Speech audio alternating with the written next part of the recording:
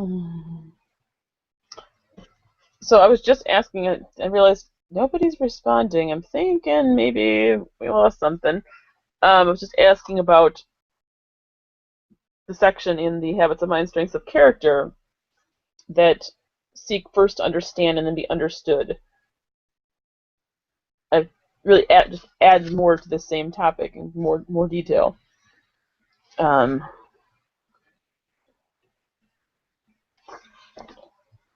oh, I want everybody back with me.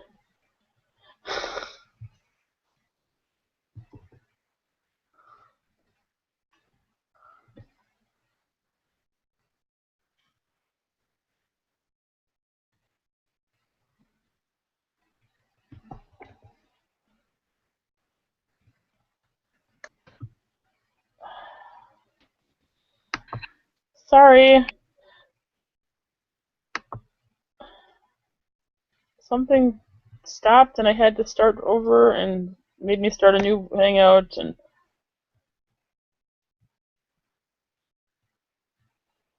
all right, we've got Maya back and Anna and Azuma and Selena and Micah and Emma and Annalise.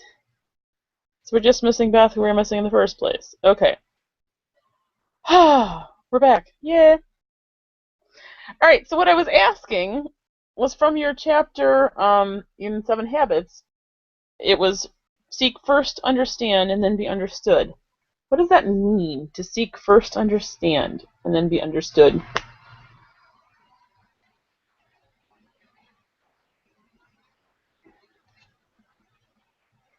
You want to understand the person before, like, you give them advice or something.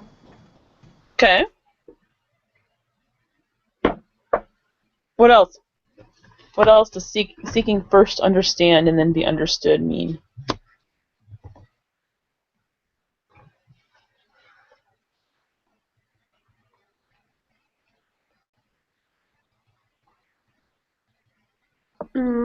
I think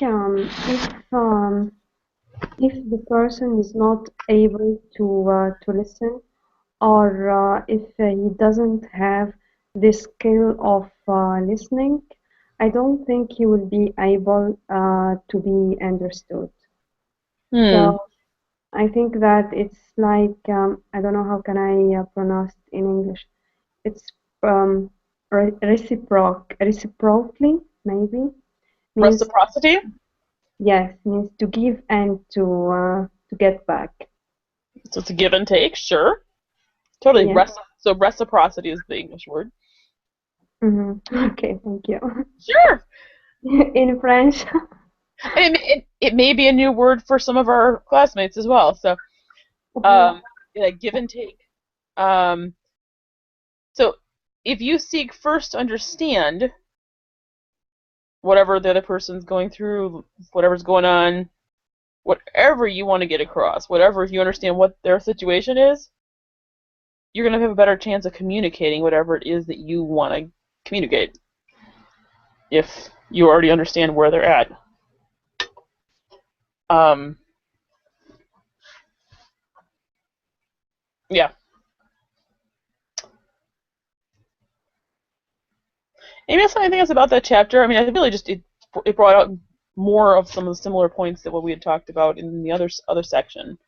Just was wondering if there's anything else that stood out from that seek first, understand, and then be understood, either from the journal or from the question or the section itself. Any good reminders that we want to pull out from that?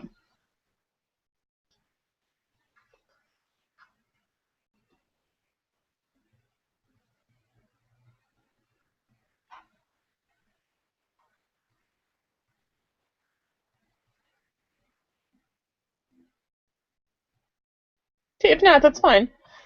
So the last thing then, I want to tie this in to our success principles chapter on using feedback to fast forward. So using feedback is all about listening for a specific purpose, right? You're specifically asking for feedback, help me understand how I'm doing, and then specifically listening to, if it says listening with the purpose of figuring out how to improve based on the feedback you're getting. So I think there's enough quotes in this chapter to do our normal quote sharing. So let's do that. Take a look at your success principles. This is chapter 15. And just take a minute and take a look for which quotes stood out to you, and then we'll go from there.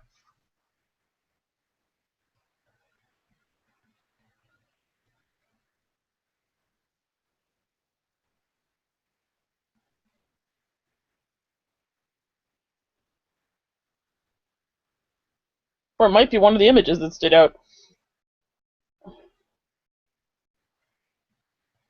Yeah, I like the one that says, "Don't try to make sense out of nonsense." What does that mean to you? That if something doesn't make sense, you can't really make it make sense. Okay.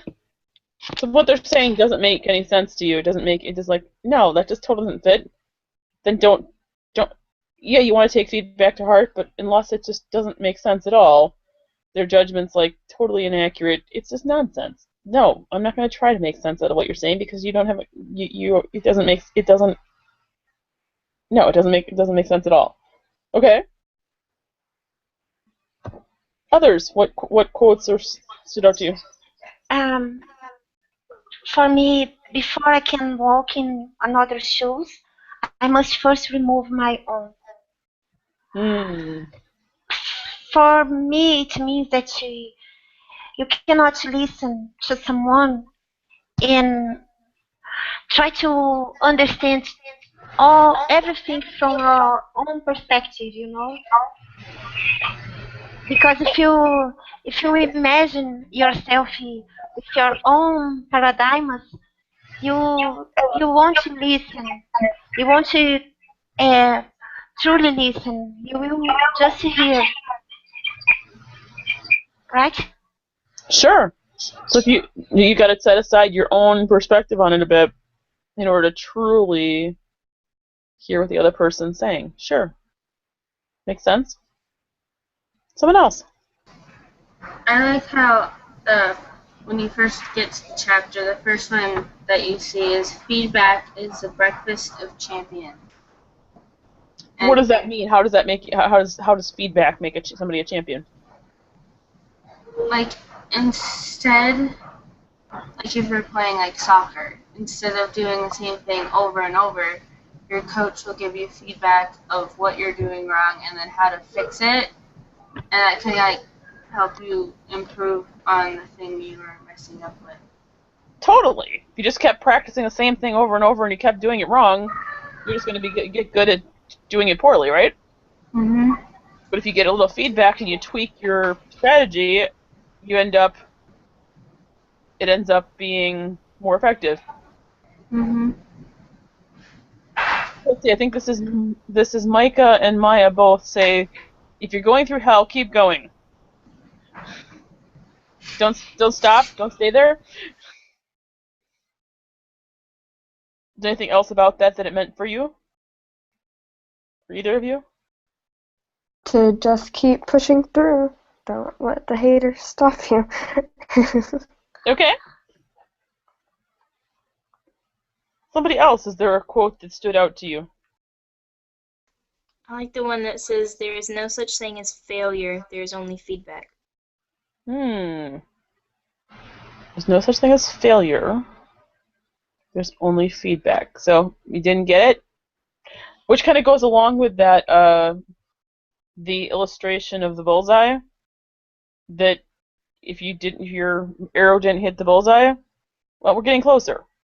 Your feedback is how far away from the bullseye was I? And maybe next time you can get it closer because you know, oh, well, I guess I shot a little too high that time. And Maya comment on the previous one, don't stay where you are in that tough spot because you can stay strong. Okay. All right. Someone else? I have another one. Let's see if anybody else has a first round first, and then you can share a second. Anybody else have a first round one they haven't got a chance to share? It's fine for Selena to go ahead and share another one but I want to make sure everybody's had a chance to share their first one.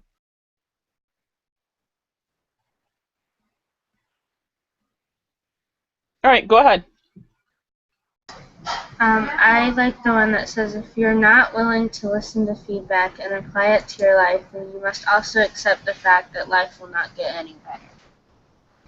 If you're not willing to listen to feedback and apply it, accept that your life's not going to get any better. Okay. So if you don't do something, if you don't listen to anything that's going to tell you how to improve, you're not going to get any better. It's going to just stay the way it is. Good point. Good point.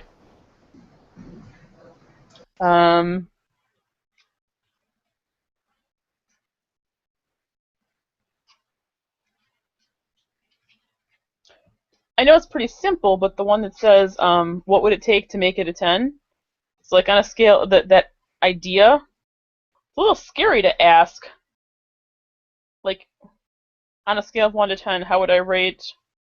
And then, especially if you're asking somebody else, how would you rate? I know I've heard Jack Canfield talk about this particular principle, and he says, it was probably the most important thing I ever did in my marriage is I started asking my wife, like at the end of the week, on a scale of 1 to 10, how did I do this week as your husband? Or maybe it was something specific that he had been working on. Like she'd given him some feedback maybe the previous week on, maybe he'd asked her, how have I been doing on listening to you? On a scale of 1 to 10. And if it was less than a 10, well, what would it take to make it a 10? And then, focusing on that in the next week as far as if that's the thing that was not going well, what could I do to make that even better? So, not just, oh, how am I doing? Oh, 7. And then just leaving it at that, but what could I do to make it a 10? What could I do to make it better? And then making an effort to do that. So that was good. So you can adjust your actions when you get some feedback. You can get different results.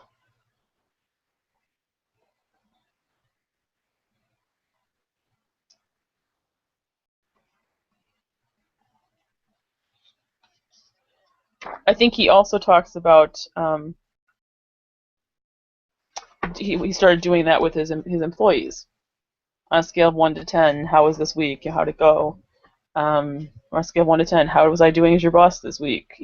What could I do differently? When he started asking his employees that, and he genuinely wanted to hear the answer, he wasn't taking it personally, he wasn't offended when when they said, well, when you gave me that project, you were really short with me and really almost came across as rude. Yeah, I mean, I know you're my boss and I need to just do what you asked me to do, but the way you asked me to do that project didn't make me feel very valued. Oh, okay. And then you try to do it the next week. How did I do on communicating projects to you? How did I do on a scale of 1 to 10? Oh, thank you so much. I could tell that you really, you took it to heart what I said, and you really tried to make me feel valued and important when you communicated the project this week.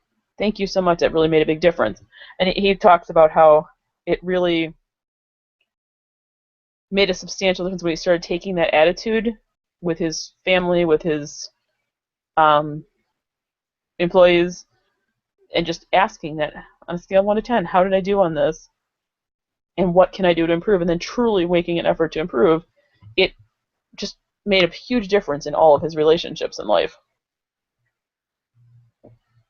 I have a business coach that I work with, and every Friday I get an email from her, just a standard email, but it's supposed to be, I'm supposed to reflect on how some things went in the week. And then based on that, what would I do differently? So what did I learn from, who were my accomplishments? Great. What did I learn? And what am I going to do differently because of whatever I learned from this week? That's always really helpful for me to think through that. What did I learn? And what am I going to do differently because of that? That's really helped me to improve just by being asked to think about that every week. You can ask yourself that about your schoolwork, your assignments, how you're doing. How did this week go? how did I do this week? Maybe there's some subject you're having trouble with. How did I do this week on making sure to get my my Wordly Wise done, or my Reading Plus done, or whatever? Oh, well, I got 4 out of the 5 days I was supposed to do. How's that? Hey, that's an improvement from last week. That one day that I missed, I really could have gotten that in if I had just chosen to get that done before I moved on to this other thing that was easily distract me, or whatever. If you can ask yourself that about your own, whatever it is you're trying to improve, can help with just continual improvement.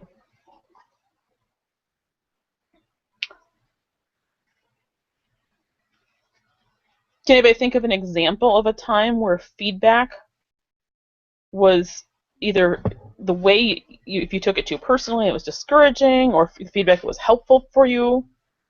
You think of an example of a time where feedback was you were able to use it to help you?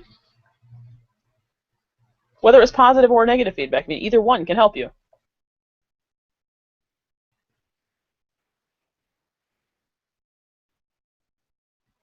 May I try to answer?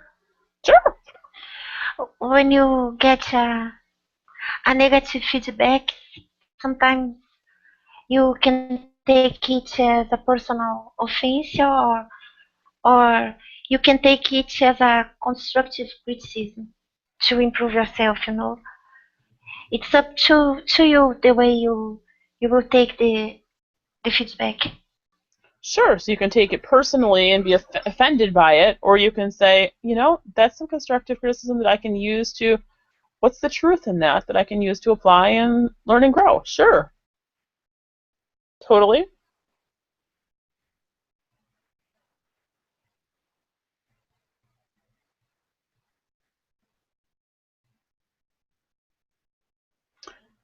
I'm working on trying to get my book on dyslexia done, and I asked some of my clients for feedback, and also asked Mrs. Greaves, and I asked a couple other people who've worked with me. And I actually decided, based on, in particular, Mrs. Greaves' feedbacks, I really value, well, one, she's my writing teacher for our school, and she's also been my friend for 26 years, and she works with me, so she really knows and gets what we do here at Wings to Soar. And I asked her for feedback on the book, and she said, you know what, I don't think you're ready to publish this yet. I really think this doesn't do a good job of reflecting you really well professionally yet. She said, I really think you need to do some more work on this. She said, I'm willing to help you, but I think you need to do some more work on this before it's really ready to be a good reflection on you and the school and what you do. Now, I thought I was hours away from being done with finishing editing my book and getting ready to publish it, but I knew that she was giving me feedback in love because she cared about me, and probably wasn't easy to call me up and say, hey, I don't think your book's ready to publish. I don't think you should do this yet. And, to tell somebody that the thing that they think they're about ready to do, no, this needs more work. I'm sure that wasn't easy to say, but we've got a good enough relationship. She was able to say that to me. And as a result, I'm putting on hold publishing my book right now and doing some more revision on it before I'm ready to publish it. Means I'm not going to have it at the conferences this spring that I was going to hope to have it at, which is disappointing. But I value her feedback well enough. Now, somebody who didn't know me as well, who didn't have as vested interest in helping Wings to Soar succeed, perhaps if it was just one of my parents in the school who would just give me some feedback and said that, I'd be listening to it, but I'd be considering the source and considering what they know about me and maybe asking some clarifying questions. But I wouldn't take it as seriously as somebody who I know. I mean, she's been my friend for 26 years. She also works in the school. She's also, if it was my math teacher giving me the same feedback, I might not take it quite as seriously as my writing teacher. Even though I love Miss Erin, and Miss Erin's awesome, if Miss Erin was giving me the same feedback on my book, I wouldn't take it quite as seriously as my writing teacher giving me that same feedback. So again, considering your source, But again, not taking it personally. It's not like she's not trying to hurt me by saying it's not ready. She's just really trying to protect me and help me be my best. So I needed to thank everybody who gave me feedback. Thanks for taking that time to give me that feedback. So yeah, just an example in my own life recently. And there we got to the end of class already. How does this happen? So we do not have class on Monday next week because it's spring break. You should probably try to get your assignment done this week before you take your break, because we will have class on Monday the 4th, and you don't want to be coming back and just, coming straight back into doing it. Your first 2 assignments are ready for you there. The procrastination assignment, I've been procrastinating. It's partially ready for you. I will try to work on finishing that up this evening for you, actually. I don't think you need to work on it until Thursday, but I will try to work on finishing it up this evening for you. But I've been kind of putting you off trying to get to that one. So there you go. I've been procrastinating the procrastination assignment, and I need to finish getting it ready for you. But those are 2 pieces. I think it's a coach's console piece and the procrastination assignment are the 2 pieces for this week, which we will talk about on April 4th when we finish up. So have an awesome spring break. Don't forget you do have a week worth of school left before, we still have school this week. Work hard this week before you go taking your break. We need to actually, get ourselves and don't shut down too soon. Okay? Alrighty. If you have questions, you know how to reach me as always. Annalise, do you know if your mom wants to talk to me on the phone or on Hangout? I think she would prefer the phone. Okay. I'm going to go use the bathroom and then I'll call her. Okay. Alrighty. See you guys in 2 weeks. Well, okay. All of you who are in science, I'll see you on Wednesday. Bye. Bye. Bye. Thank you. You're welcome.